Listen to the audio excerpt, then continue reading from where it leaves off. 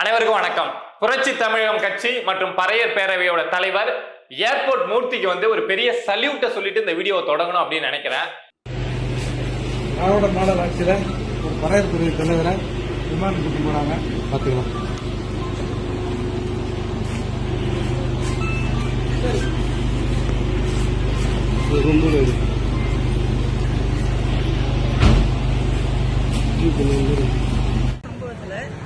அவரை செருப்பால் அடிச்சு அவரை அவ்வளோ காயப்படுத்தி அவரை ப்ரொடெக்ட் பண்ணுறதுக்காக பண்ண இஷ்யூக்கு இன்னைக்கு வீட்டில் அரெஸ்ட் பண்ணி கூப்பிட்டு போயிட்டு இருக்காங்க. எப்போ 10:30 லேட் நைட்டில் கூப்பிட்டு போகிறாங்க. கூட்டின்னு போயிட்டு D5 ஸ்டேஷனுக்கு வந்தோம். D5 ஸ்டேஷன்லேருந்து எக்மோருக்கு எக்மோர் கோர்ட்டுக்கு வாங்க, அங்கே தான் கூப்பிட்டு போகிறோம். நாங்கள் 1 hour ஆகுது, இது வரைக்கும் இன்னும் ஒரு வரல. என்ன பண்ணுறீங்க, என்ன ஆகுது, என் வீட்டுக்காரருக்கு என்ன ஆச்சு எனக்கு கண்டிப்பாக தெரிஞ்சாகணும். எனக்கு உண்மை மன உடச்சலாக இருக்குது. இதை தயவுசெய்து எனக்கு கொஞ்சம் கோஆப்ரேட் பண்ணி என்ன ஏதுன்னு கொஞ்சம் சொல்லுங்கள். திமுக இருக்குல்ல, இந்த ஏனை தன்னுடைய தலையில தானே மண்ணவாரி போடும் அப்படின்னு சொல்லுவாங்க. சோ அத மாதிரி நேற்று இரவு ஒரு சம்பவத்தை செஞ்சிருக்காங்க. ஏர்போர்ட் மூர்த்தி அவர்களை வீடு புகுந்து ரொம்ப அதிரடியா கைது பண்ணிருக்காங்க. நமக்கு இந்த கைது என்னத்துக்கு அப்படின்னு யாரையாவது கேட்டோம் அப்படின்னா, இந்த டிஜிபி அலுவலகம் முன்னாடி இந்த மாதிரி சண்டை நடந்ததுங்க, விசிக தரப்புக்கும் ஏர்போர்ட் மூர்த்திக்கும் சண்டை நடந்தது, அதுல வழக்கு பதிவு செஞ்சு இந்த கைது பண்ணிருக்காங்க அப்படின்னு தான் எல்லாருமே சொல்லுவாங்க. பட் இந்த பிரச்சனையோட அந்த ரூட், அந்த ஆணி வேறுன்னு சொல்லுவாங்கல்ல, அதை தேடி போனோம் அப்படின்னா இதுல பல உண்மைகள், பல விஷயங்கள் நமக்கு தெரிய வரும். என்ன அப்படின்னா, இந்த ஏர்போர்ட் மூர்த்தி அவர்கள் ஒரு காலகட்டத்துல விசிகாவில பயணிச்ச ஒரு முக்கியமான ஆளுங்க. திருமாவளவன் கூட நெருக்கமாக பறையருக்காக திருமாவளவன் ஏதாவது நல்லது செய்வார், இந்த மக்களை கஷ்டப்பட்டு இருக்க இந்த மக்களை மேல கூப்பிட்டு வருவார் அப்படின்னு திருமாவளவன் மேல ஒரு பெரிய நம்பிக்கையை வச்சு பெரிய விசுவாசத்தோட பயணிச்ச நபர் தான் இந்த ஏர்போர்ட் மூர்த்தி. பட் ஒரு நேரத்துல இந்த ஏர்போர்ட் மூர்த்திக்கு என்ன புரிய வருது அப்படின்னா, இந்த திருமாவளவன் இங்க பறையர் சமூக மக்களுக்கு நல்லது செய்ய வரல, அவரு தன்னுடைய அரசியல் இருப்புக்காகவும் தன்னுடைய லாபத்துக்காகவும் இந்த பறையர் சமூக மக்களை பயன்படுத்திக்கிறாரு. இவர் கிட்டத்தட்ட ஒரு திமுக திராவிடத்தோட ஒரு நபரா இருக்காரு. ஆனா அவருடைய அந்த அரசியலுக்காக அந்த பட்டியலின மக்களை, அந்த குறிப்பா பறையர்களை பயன்படுத்திக்கிறாரு. இந்த வன்னியர்களுக்கும் பறையர்களுக்கும் இடையில பெருசா சண்டைலாம் கிடையவே கிடையாது. ஆனா அந்த சண்டை இருக்கணும் அப்படின்னு சொல்லிட்டு திரும்ப விரும்புறாரு. சோ இது முரண்பாடா இருக்கு. திரும்ப சொல்லக்கூடிய விஷயங்கள் அப்படிங்கிறது, நான் பறையருக்கான தலைவன் அப்படின்னு சொல்றாரு.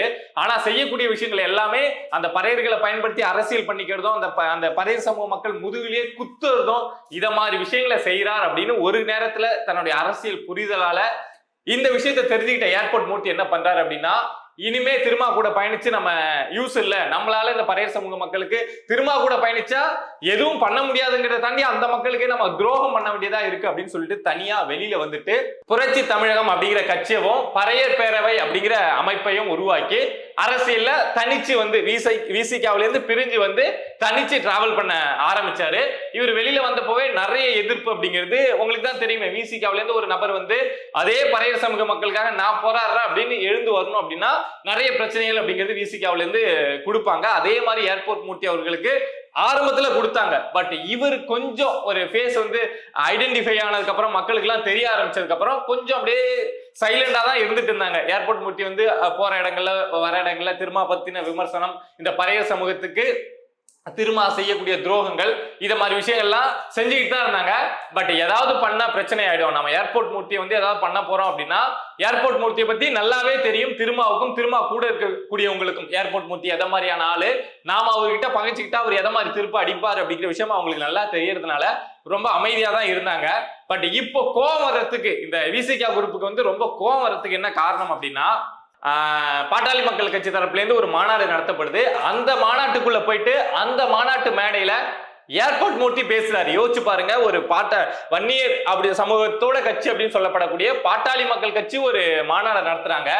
அந்த மாநாட்டுல பறையர் சமூகத்தை சேர்ந்த பறையர்களுடைய அடையாளம் நாங்க அவங்கள மேல எடுத்துட்டு வரணும் அப்படின்னு போராடக்கூடிய ஒரு நபர் இதுல பேசுறாரு அப்படின்னா, எல்லாருக்கும் என்னடா அது, நாம ஏதோ திருமாவுக்கு தோணும்ல, நாம ஏதோ ஒரு அரசியல், நம்மளுடைய அரசியலே இங்க வன்னியர் வெர்சஸ் பறையர்னு கொண்டுட்டு போயிட்டு இருக்கோம், இதை உடைக்கிற மாதிரி ஒருத்தன் பாட்டாளி மக்கள் அந்த கட்சியோட மேடையில ஏறி பேசுறானே அப்படிங்கிற ஒரு கோபம் அப்படிங்கிறது வரும்ல. ஏன்னா அவங்களுடைய அடி அரசியலே, திருமாவுடைய அடி நாதம் அரசியலே இந்த பறையர் வெர்சஸ் வன்னியர் தான். அதையே ஒருத்தன் உடைக்கிறான், இந்த போலி பின்பத்தை கிழிக்கிறான் அப்படின்னா திருமாவுக்கு கோபம் வரும்ல. அதே மாதிரி ஏர்போர்ட் மூர்த்தி இன்னொரு விஷயம் என்ன பண்றாங்க அப்படின்னா, நாம் தமிழர் கட்சி மேடையில சீமான் அவர்கள் கூட தன்னுடைய மேடை அப்படிங்கறத அங்க பேசவும் ஆரம்பிக்கிறாங்க. அங்க ஆல்ரெடி தெரியும் திருமாவளவனுடைய ஓட்டுகள் வந்து அந்த பட்டியலின சமூக மக்களுடைய ஓட்டு வந்து நாம் தமிழருக்கு போயிட்டு இருக்கு, கொஞ்சம் கொஞ்சமா இங்க இருந்து இங்க மாறிட்டு இருக்கு, டிரான்ஸ்பர் ஆயிட்டு இருக்கு அப்படிங்கிறது எல்லாரும் சொல்லக்கூடிய ஒரு விஷயம் தான், ஒரு டேட்டாவே அப்படிதான் சொல்லுது.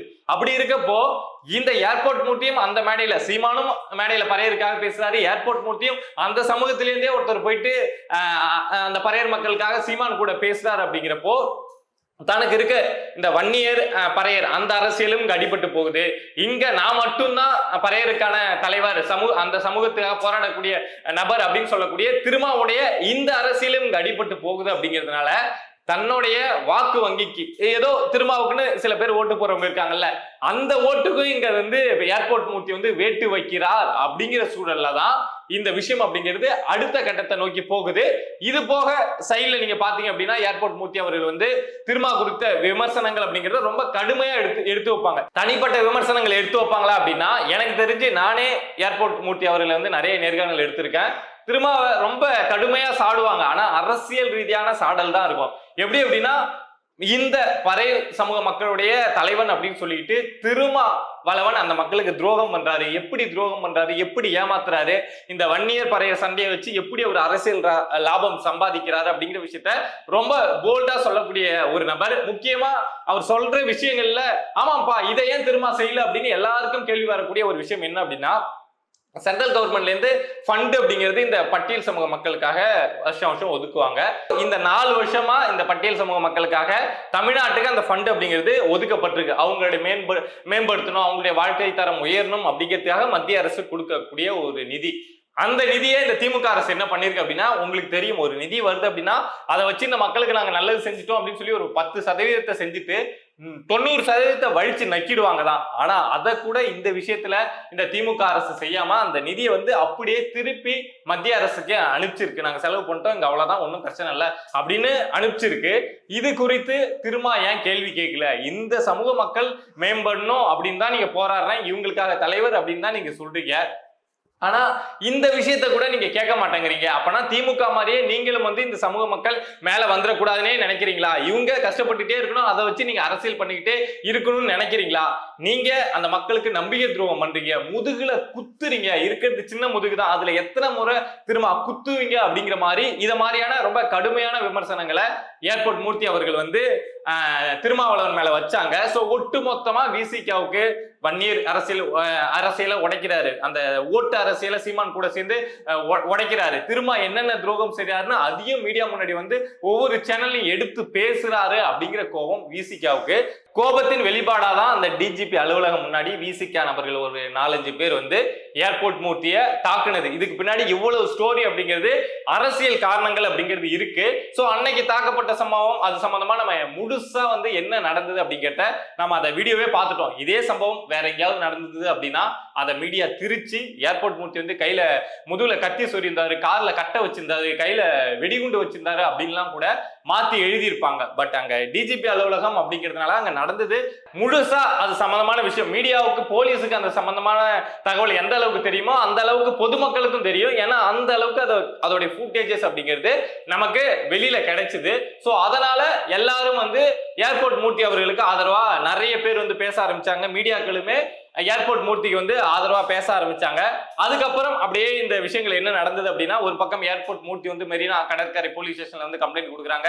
கொஞ்ச நேரம் யோசிச்சுட்டு ஏன்னா பண்றது, நம்ம தாக்க போனோம், சரியா தாக்க முடியல, அவர் தடுத்துட்டாரு, அவர் நிமிந்து வந்த உடனே நம்ம பயந்துட்டு ஓடியாந்துட்டோம், என்ன பண்றதுன்னு தெரியாத இந்த விசிகா அந்த சிறுத்தை அந்த குட்டிகள் என்ன பண்ணுது அப்படின்னா, போயிட்டு ஏர்போர்ட் மூர்த்தி வந்து எங்களை தாக்கிட்டாரு, கத்தியால கிழிச்சிட்டாரு, எங்களுக்கு இத்தனை தையல் அப்படின்னு சொல்லிட்டு கமிஷனர் ஆபீஸ்ல கம்ப்ளைண்ட் அப்படிங்கிறது கொடுக்கப்படுது. அதுக்கப்புறம் ஒரு 24 மணி நேரம் இந்த விஷயம் வந்து 2 பக்கமும் கம்ப்ளைண்ட் கொடுத்ததுக்கு அப்புறம் அமைதியா இருக்கு. பட் ஏர்போர்ட் மூர்த்தி அவர்கள் வந்து அமைதியா இல்ல. இந்த ஒரு 48 மணி நேரத்துல யூடியூப் சேனல்ல மட்டும் ஒரு 20க்கும் மேற்பட்ட இன்டர்வியூ அப்படிங்கறத கொடுத்திருப்பாங்க. நான் என்னென்ன பண்றேன், திரும்ப என்னென்ன பண்றாரு, என்ன அரசியலுக்காக இது நடக்குது அப்படிங்கறத முழுசா ஒரு 20 இன்டர்வியூ இருக்கும் அப்படின்னு நினைக்கிறேன். 2 நாள்ல கொடுத்திருப்பாருன்னு நினைக்கிறேன். சோ அந்த அளவுக்கு என்ன நடந்தது அப்படிங்கிற சம்பவத்தை ரொம்ப தெளிவா எந்த ஒரு பதட்டமும் இல்லாம இந்த மாதிரி பண்ண வந்த இடத்தையே அவருக்கு எந்த பதட்டமும் கிடையாது. நீங்க பார்த்திருப்பீங்க சம்பவம் டிஜிபி அலுவலகம் முன்னாடி அந்த சம்பவம் நடக்கிறப்ப கூட இவரு ரொம்ப ரிலாக்ஸா தான் இருந்தது. வந்த சிறுத்தை குட்டிகள் தான் வந்து அந்த தார் ரோட்ல டைவர்ட்ஸ் ஒன்னெல்லாம் நீங்க பார்த்திருப்பீங்க. திரும்ப போயிட்டு கதறி இருக்கலாம். இங்க இருந்திருந்தா MK ஸ்டாலின் காலில் போய் விழுந்திருப்பாரு. அவர் வெளிநாட்டில் ரொம்ப ஜாலியா சுற்றுலா பயணம் இருக்கிறதுனால இங்க யார் கையில மருமகன் கையில விழுந்தாரா இல்ல மகன் கையில விழுந்தாரா யார் காலில் கை காலில் விழுந்தாரோ தெரியல, விழுந்து நீங்க ஏர்போர்ட் மூர்த்திய கைது பண்ணலன்னா நான் தீ குளிச்சிருவேன் அப்படிங்கிற அளவுக்கு போய் கதறி இருப்பாரு அப்படின்னு நினைக்கிறேன். ஏன்னா அவர் இருந்தாருன்னா என்னுடைய அரசியல் போச்சு, என்னால ஒன்றும் பண்ண முடியாது அப்படிங்கிற அளவுக்கு ஏதோ ஒரு பெரிய கதறல் அப்படிங்கிறது நடந்திருக்கு. இல்லைன்னா திமுக வந்து இந்த நேரத்துல கையை வச்சா நமக்கு பிரச்சனைன்னு தெரியும். ஏன்னா ஒட்டுமொத்த ஆதாரமும் ஏர்போர்ட் மூர்த்திக்கு ஆதரவா இருக்கு அப்படிங்கிறப்போ இந்த நேரத்துல கையை வைக்க கூடாதுதான் காவல்துறையும் அரசுமே யோசிச்சிருப்பாங்க. ஆனா திரும்ப ரொம்ப வேண்டி கேட்டுக்கிட்டதுனால, கைகால பிடிச்சி கேட்டுக்கிட்டதுனால, சரி நம்ம கூடயே நம்மளை நம்பியே இவ்வளவு நாள் டிராவல் பண்றான், உனக்காக இது வரைக்கும் என்ன செஞ்சிருக்கேன், ஒண்ணுமே செஞ்சது இல்லை, சரி இதையாவது செய்யறேன் அப்படிங்கிற மாதிரி திமுக இந்த கைது நடவடிக்கை எடுத்திருக்காங்க. அது போக அவங்களுக்கும் ஒரு அரசியல் பார்வை அப்படிங்கிறது இருக்கும். திருமாவோட வாக்கு வங்கிய இங்க ஏர்போர்ட் மூர்த்தி உடைக்கிறார் அப்படின்னா அது 26 தேர்தலில் திமுகவுடைய ஓட்டு வங்கியவும் இங்க ஏர்போர்ட் மூர்த்தி உடைக்கிறார் அப்படிங்கிற மாதிரிதான் ஆகும். திருமாவுக்கு ஓட்டு குறையுதுன்னா அது திமுகவுக்கு ஓட்டு குறையுது அப்படின்னு தானே 26ல வந்து நிற்கும். இந்த ஏர்போர்ட் மூர்த்தியால விசிகாவுக்கும் பிரச்சனை, விசிகாவுக்கு பிரச்சனை வருது, வாக்கு வங்கி கம்மியாகுது அப்படின்னா அது திமுகவுக்கும் உடையும் அப்படிங்கிற ஏதோ ஒரு கால்குலேஷன் போட்டு இப்ப திமுக ஏர்போர்ட் மூர்த்தியை வந்து ரொம்ப அதிரடியா பெருமையா எந்த தவறும் செய்யாத ஒரு நபரை கைது பண்ணியிருக்காங்க. ஆனா விசிகாவை சேர்ந்த நபர்கள் இருக்காங்கல்ல, அவங்க தானே அதை தாக்க வந்தாங்க, வீடியோ எல்லாம் பார்த்தோம்ல, அவங்கள இன்னும் யாரும் கைது செய்யல திமுக.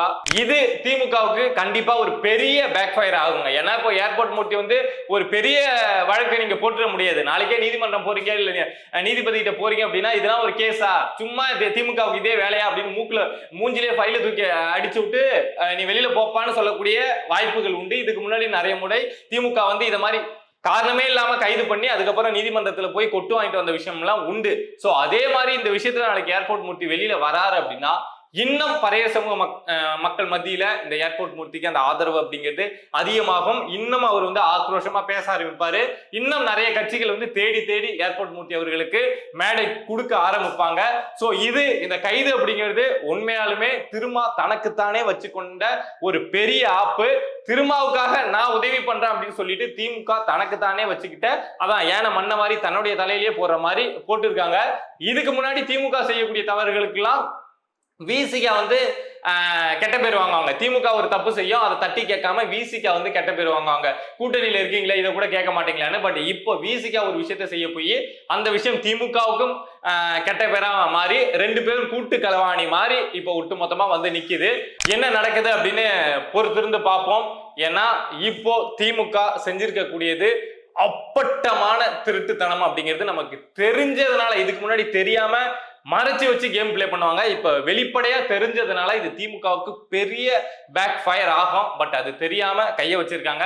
பட் என்ன நடக்குது ஏர்போர்ட் மூர்த்தி விஷயத்துல அடுத்தடுத்து திமுக இதுல இன்னும் என்னென்ன சிக்கல்களை கொண்டு வராங்க, இல்ல கடந்த காலங்கள்ல ஏதாவது வழக்கு இருக்கா, விசிகா கூட பயணிச்சப்பவே ஏர்போர்ட் மூர்த்தி மேல ஏதாவது வழக்கு இருக்கா அப்படிங்கிற வழக்கெல்லாம் தோண்டி எடுப்பதற்கான வாய்ப்பு அப்படிங்கிறது உண்டு. பட் என்ன நடக்குது அப்படின்னு பொறுத்து வந்து பார்ப்போம். ஏதாவது இதுல முக்கியமான டெவலப்மெண்ட் இந்த விஷயத்துல நடந்தது அப்படின்னா நான் உங்க கூட வந்து ஷேர் பண்ணுவேன். இத மாதிரி நம்மளை சுத்தி நடக்கக்கூடிய விஷயங்கள், அது அரசியல் சார்ந்த விஷயங்களாக இருக்கலாம், இல்ல சமூகம் சார்ந்த விஷயங்களாக இருக்கலாம், எதுவா இருந்தாலும் நீங்க தெரிஞ்சுக்கணும் அப்படின்னு நினைச்சீங்கன்னா மறக்காம பிரபா டாக்ஸ் சேனலை சப்ஸ்கிரைப் பண்ணி சப்போர்ட் பண்ணுங்க. நீங்க இருக்கீங்க அப்படிங்கிற நம்பிக்கையில தான் நான் இங்க உட்காந்து பல விஷயங்கள் எடுத்து பேசிட்டு இருக்கேன். சப்போர்ட் பண்ணுவீங்க அப்படின்னு நம்புறேன். நன்றி.